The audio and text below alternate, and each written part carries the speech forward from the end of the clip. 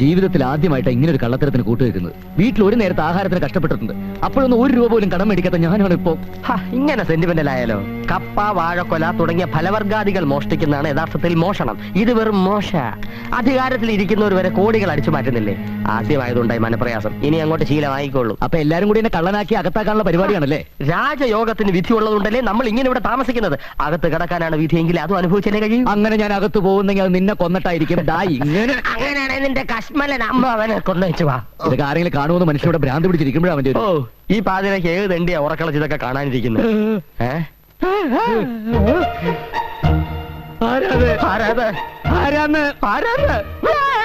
അതെന്താ അവനെ പേടിപ്പിച്ചതാ?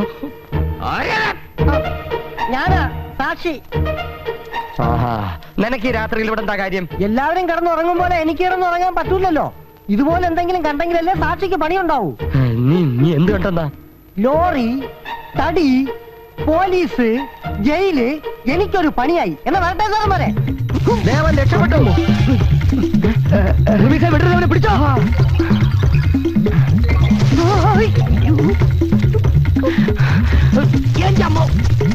അവനെവിടെ പോയി? തണ്ടി